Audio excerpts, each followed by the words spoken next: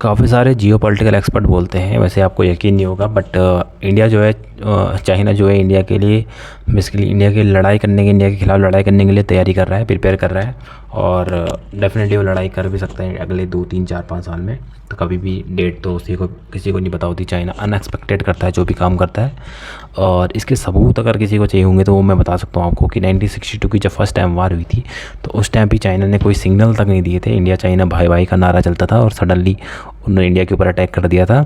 तो जब भी उन्होंने इस तरह से अटैक करे, सरप्राइज अटैक करे, डोकलाम हो चाहे गलवान हो, जितने भी अटैक आपने रिसेंटली आपने देखे कोरोना के पहले भी, तो वो सारे के सारे सरप्राइज अटैक ही थे। उसमें किसी को इंडिया ने कभी भी सोचा नहीं था, कभी प्रिपेयर्ड भी नहीं था इंडिया कि चाइना इस तरह की हरकतें करेगा।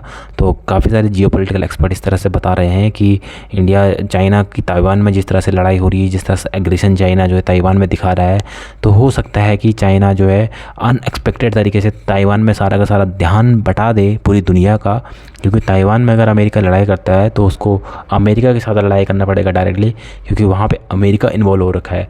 लेकिन चाइना जो है सारा ध्यान उधर बटा के इधर अमेरिका इंडिया और चाइना की बॉर्डर पे जो अरुणाचल प्रदेश को जिसको पूरा क्लेम करता है, और अरुणाचल प्रदेश को उसका क्लेम करने का रीज़न जो है, आप एक तवांग मोनेस्ट्री है। मोनेस्ट्री क्या होती है? बुद्धिज़्म में जो उनका जैसे हमारे हिंदू धर्म में मंदिर होते हैं, मुस्लिम धर्म में मस्जिद होते हैं, तो बुद्धिज़्म में मोनेस्ट्री होती है। तो उस मोनेस्ट्री वहाँ के बुद्धिज़्म की एक फेमस मोनेस्ट्री है तवांग मोनेस्ट्री, जो कि अरुणाचल प्रदेश में लोकेटेड है। दो उनकी मोनेस्ट्री है, एक लासा आपने सुना होगा बुद्धिज़्म में, वो तिब्बत में है, और दूसरी मोनेस्ट्री उनकी जो है तवांग में है। तो एक तवांग में है, दूसरी लासा में है। तो लासा तो उनके पास है, लेकिन तवांग मोनेस्ट्री जो है वो चाइना को चाहिए। इसके लिए वो पूरा का पूरा उनको अरुणाचल प्रदेश को कब्ज़ा करना चाहते हैं। चाइना की मैं बात कर रहा हूँ। तो वो उस मोनेस्ट्री को लेके ताइवान की जगह तवांग पे अटैक कर सकते हैं। इस तरह से काफ़ी सारे लोग इसको बोल रहे हैं इस तरह से। और यहाँ पे इंडिया की मदद करने अमेरिका नहीं आएगा। क्यों घुसेगा अननेसेसरी? उसका खर्चा आएगा इंडिया पे। अगर यहाँ पे फंस जाएगा वो तो बहुत ज़्यादा खर्चा आएगा इस तरह से, क्योंकि उसको वहाँ पे उसके इंटरनली लोग बोल रहे हैं ऑलरेडी तुमने यूक्रेन रसिया की वार छेड़ दी, वहाँ पे फालतू के खर्चा जा रहा है अमेरिका का। और गाज़ा में उसने छेड़ रखी, हमें इजराइल को सपोर्ट कर रहा है, वो भी फालतू का खर्चा है। अब अगर चाइना ने यहाँ पे अटैक करा तो चाइना वहाँ पे तो बहुत छोटी छोटी कंट्री मिल रही है उसको, रसिया भी इतना बड़ा नहीं जितना चाइना है। तो अगर यहाँ पे अमेरिका वार स्टार्ट करता है तो अमेरिका का वैसे भी इंडिया में भी कोई अलाइज नहीं है। यूक्रेन तो कहीं ना कहीं नाटो का मेंबर बनने की कोशिश कर रहा था, इसलिए अमेरिका इन्वॉल्व हो गया। गाज़ा में इसलिए इन्वॉल्व हो गया क्योंकि इजराइल जो है अमेरिका का बहुत बच्चा है, उसका बिल्कुल इस तरह से पालता है अमेरिका उसको, तो इसलिए इन्वॉल्व हो गया। इंडिया इस तरह से, अमेरिका इंडिया का भी करंटली इस तरह की कोई रिलेशन नहीं है। आपको लगता है कि अमेरिका चाइना की वजह से घुस जाएगा तो उससे अमेरिका खुश होगा बेसिकली इस इंसिडेंट में कि दोनों के दोनों मरेंगे अब आराम से। और मैं साइड में देखता हूँ तो अमेरिका बिल्कुल इंटरफेयर नहीं करेगा इंडिया चाइना की वार में। तो ये सिचुएशन अभी राइट नाउ बनी हुई है, और ऐसा बताया जा रहा है कि चाइना की तरफ से इंडिया को सरप्राइज अटैक देखने को दोबारा मिल सकता है।